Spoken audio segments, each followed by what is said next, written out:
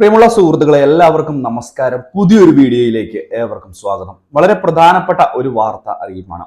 നമ്മുടെ സംസ്ഥാനത്തെ 45 ലക്ഷത്തോളം വരുന്ന ക്ഷേമ പെൻഷൻ വാങ്ങുന്ന ആളുകളെ ബാധിക്കുന്ന വളരെ പ്രധാനപ്പെട്ട ഒരു വാർത്ത അറിയിപ്പ്. അതുകൊണ്ട് തന്നെ ക്ഷേമ പെൻഷൻ വാങ്ങുന്ന എല്ലാ ആളുകളും ഈ ഒരു വീഡിയോ ഒന്ന് പൂർണ്ണമായും കാണുക. വീഡിയോ ഒന്ന് പരമാവധി ഷെയർ ചെയ്ത് കൊടുക്കുക മറ്റുള്ള ആളുകളിൽ. ഇത് എത്തേണ്ടതിന്റെ ആവശ്യകത വളരെ കൂടുതലാണ്. കൂടാതെ ചാനൽ ആദ്യമായിട്ട് കാണുന്ന സുഹൃത്തുക്കൾ തീർച്ചയായിട്ടും നമ്മുടെ ചാനൽ ഒന്ന് സബ്സ്ക്രൈബ് ചെയ്യുക. ഫേസ്ബുക്ക് വഴി വീഡിയോ കാണുന്ന ആളുകൾ ഫേസ്ബുക്ക് പേജ് കൂടി ഒന്ന് ഫോളോ ചെയ്യുക. നമുക്ക് വിശദമായിട്ടുള്ള അറിയിപ്പുകൾ നോക്കാം. നമ്മുടെ സംസ്ഥാനത്ത് സാമൂഹ്യ സുരക്ഷാ ക്ഷേമ പെൻഷന്റെ വിതരണം എന്നാണ് എന്ന് വളരെയധികം ആളുകൾ ചോദിച്ചുകൊണ്ടിരിക്കുന്ന സാഹചര്യമാണ്. നിലവിൽ 5 മാസത്തെ പെൻഷൻ തുക തന്നെ കുടിശ്ശികയിൽ എത്തിയിരിക്കുകയാണ്. 5 മാസത്തെ തുക എന്ന് പറയുമ്പോൾ ഏകദേശം 8000 രൂപ തുക കുടിശ്ശികയിലേക്ക് എത്തി എന്നുള്ള വളരെ പ്രധാനപ്പെട്ട അറിയിപ്പാണ്. മാത്രവുമല്ല, വളരെ പ്രധാനപ്പെട്ട ചില കാര്യങ്ങളും ഇതിൽ നമ്മൾ ശ്രദ്ധിക്കേണ്ടതായിട്ടുണ്ട്. എല്ലാ മാസവും അതാത് മാസങ്ങളിൽ തന്നെ തുക കറക്റ്റായിട്ട് വിതരണം ചെയ്യുമെന്ന് സർക്കാർ പറഞ്ഞിരുന്ന ഒരു കാര്യമാണ്. കഴിഞ്ഞ ദിവസം ഇതുമായി ബന്ധപ്പെട്ട് ഞാനൊരു വീഡിയോ ചെയ്യുകയും അതിന്റെ താഴെ വന്ന് വളരെ വലിയ രീതിയിൽ മോശമായിട്ടുള്ള കമന്റുകൾ പറയുകയും ചെയ്യുന്ന ചില ആളുകളെ കണ്ടു. മുൻപ് ഉമ്മൻചാണ്ടി ഭരിച്ചുകൊണ്ടിരുന്ന കാലത്ത് 18 മാസത്തെ കുടിശ്ശിക ഉണ്ടായിരുന്നു, നിങ്ങൾക്ക് എപ്പോൾ ഇതൊന്നും കണ്ടില്ലായിരുന്നു, ഇപ്പോഴാണോ നിങ്ങൾ പ്രതികരിക്കുന്നത് എന്ന് ചോദിച്ചുകൊണ്ട് ചില ആളുകൾ വന്ന് സംസാരിക്കുന്ന കാഴ്ചകൾ കണ്ടു. മനോഹരമായിട്ടാണ് നിങ്ങൾ പറഞ്ഞിരിക്കുന്നത്. പക്ഷേ നിങ്ങൾ പറഞ്ഞിരിക്കുന്നതിൽ ഒരു വ്യത്യാസമുണ്ട്. തുക കുടിശ്ശിക ഉണ്ടാകില്ല എന്ന് പറഞ്ഞാണ് നിങ്ങൾ രണ്ടാമത് അധികാരത്തിൽ കയറിയിരിക്കുന്നത്. അത് പാലിക്കുക എന്നുള്ളത് നിങ്ങളുടെ മാന്യത എന്ന് മാത്രമേ നമുക്ക് പറയാൻ സാധിക്കുകയുള്ളൂ.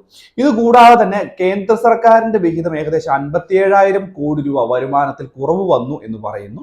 ഇത് ഇങ്ങനെ കുറവ് വന്നിട്ടുണ്ട് എങ്കിൽ ഈ ഒരു തുക കേന്ദ്രത്തിൽ നിന്ന് നേടിയെടുക്കുവാൻ വേണ്ട നടപടികൾ എന്തുകൊണ്ട് നിങ്ങൾ സ്വീകരിക്കുന്നില്ല? അല്ലെങ്കിൽ ഇത് നടപടി ഒരു തരത്തിലും മുന്നോട്ട് പോകാത്ത സാഹചര്യത്തിലാണുള്ളത്. സുപ്രീം കോടതിയിൽ കേസ് കൊടുക്കുമെന്ന് പറയുന്നു, അല്ലെങ്കിൽ കേസ് കൊടുത്തിട്ടുണ്ടായിരിക്കാം. ഇതുമായിട്ടുള്ള ബന്ധപ്പെട്ട നടപടികൾ എങ്ങനെയാണ്? ഇതിന് കേന്ദ്ര സർക്കാർ പറയുന്ന ചില ന്യായീകരണങ്ങളുണ്ട്. കേരളത്തിന് മാത്രമാണ് ഈ ഒരു രീതിയിലുള്ള പ്രശ്നങ്ങളുള്ളത്. മറ്റുള്ള ഒരു സ്റ്റേറ്റിനും ഈ ഒരു രീതിയിലുള്ള പ്രശ്നങ്ങളില്ല. മറ്റ് കോൺഗ്രസ് ഭരിക്കുന്ന സ്റ്റേറ്റുകളിലാണെങ്കിൽ പോലും, അല്ലെങ്കിൽ പ്രാദേശിക പാർട്ടികൾ ഭരിക്കുന്ന സ്റ്റേറ്റുകളാണെങ്കിൽ പോലും ഇതുപോലുള്ള പ്രശ്നങ്ങൾ ഉണ്ടാകുന്നില്ല. കേരളത്തിന് മാത്രമാണ് പ്രശ്നം ഉണ്ടാകുന്നത് എന്നുള്ളൊരു കാര്യം. കടമെടുപ്പ് പരിധി കുറച്ചതിന്റെ പേരിലും കേന്ദ്രവും സംസ്ഥാനവും തമ്മിൽ വളരെ വലിയ യുദ്ധം നടന്നുകൊണ്ടിരിക്കുന്ന സമയമാണ്. പക്ഷെ ഇതെല്ലാം സാധാരണക്കാർ നേരിട്ട് ബാധിച്ചു തുടങ്ങിയിരിക്കുന്നു. പ്രത്യേകിച്ച് ക്ഷേമ പെൻഷൻ വാങ്ങുന്ന ആളുകളെ ഓർക്കുക, 5 മാസത്തെ പെൻഷൻ തുക എന്ന് പറയുന്നത് 8000 രൂപ. 5 മാസത്തെ 1600 രൂപ വെച്ച് 8000 രൂപ ആയിരിക്കുന്നു. പക്ഷെ ഇപ്പോൾ ലഭിക്കുന്ന വിവരം അനുസരിച്ച് ഈ ഒരു തുക സെപ്റ്റംബർ മാസം തൊട്ടുള്ള തുക ഇങ്ങോട്ട് കിട്ടാൻ കിടക്കുകയാണ്. ആ തുക ഗഡുക്കളായിട്ട് വിതരണം ചെയ്യുവാനുള്ള നടപടിയായിരിക്കും ഉണ്ടാകുക. ഒരുപക്ഷെ ഈ ഒരു മാസം തുക ലഭിക്കാൻ സാധ്യത കാണുന്നില്ല. അല്ലെങ്കിൽ 25-ാം തീയതിയോടുകൂടിയൊക്കെ ധനവകുപ്പ് അനുമതി നൽകേണ്ടതായിരുന്നു. ഈ ഒരു മാസം പെൻഷൻ തുക ലഭിക്കാൻ യാതൊരു സാധ്യതയും ഇല്ലാത്തതിന്റെ സൂചനകളാണ്. പക്ഷെ എന്തെങ്കിലും മാറ്റം വരികയാണ് എന്നുണ്ടെങ്കിൽ തീർച്ചയായിട്ടും നിങ്ങളുടെ അടുത്തേക്ക് എത്തിക്കുകയും ചെയ്യാം.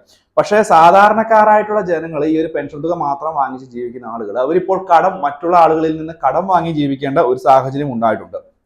നമ്മൾ അതുകൂടിയൊക്കെ ശ്രദ്ധിക്കേണ്ട ഒരു കാര്യം തന്നെയാണ്. പെൻഷൻ തുക എന്ന് വിതരണം ചെയ്യുമെന്ന് പോലും കറക്റ്റായിട്ട് പറയുവാൻ സംസ്ഥാന സർക്കാരിന് ആവുന്നില്ല. ഈ 8000 രൂപയും ഒരുമിച്ച് വിതരണം ചെയ്യുക എന്നുള്ളത് സാധ്യമല്ല എന്നുള്ളൊരു കാര്യം തന്നെയാണ്. കൂടാതെ തന്നെ പെൻഷൻ തുക വിതരണം, ഈ ഒരു കുടിശ്ശിക പെൻഷൻ തുക ഘട്ടം ഘട്ടമായിട്ട് വിതരണം ചെയ്യുമെന്ന് പറഞ്ഞു. അതുപോലെ ഈ പെൻഷൻ തുക വർദ്ധിപ്പിക്കാനുള്ള സാഹചര്യവും നിലവിലില്ല എന്ന് തന്നെയാണ് ഇപ്പോൾ ലഭിക്കുന്ന ഏറ്റവും പ്രധാനപ്പെട്ട വിവരം. ഇത് തന്നെയായാലും വളരെ പ്രധാനപ്പെട്ട ഒരു വാർത്ത അറിയിപ്പ് തന്നെയാണിത്. ഇതുമായി ബന്ധപ്പെട്ട് സംശയങ്ങളുള്ള ആളുകൾ തീർച്ചയായിട്ടും സംശയങ്ങൾ ചോദിക്കാം. കൂടാതെ തന്നെ വിധവ അവിവാഹിത പെൻഷൻ വാങ്ങുന്ന ആളുകൾ ബന്ധപ്പെട്ട രേഖകൾ വീണ്ടും പുനർവിവാഹിതരല്ല, അല്ലെങ്കിൽ വിവാഹം കഴിച്ചിട്ടില്ല എന്ന് തെളിയിക്കുന്ന രേഖകൾ വീണ്ടും ഹാജരാക്കണം. ഇല്ലെങ്കിൽ അവർക്ക് ആ പെൻഷൻ തുക നഷ്ടപ്പെടുന്ന സാഹചര്യം ഉണ്ടാകും എന്ന് തന്നെ പ്രത്യേകം ശ്രദ്ധിക്കുക.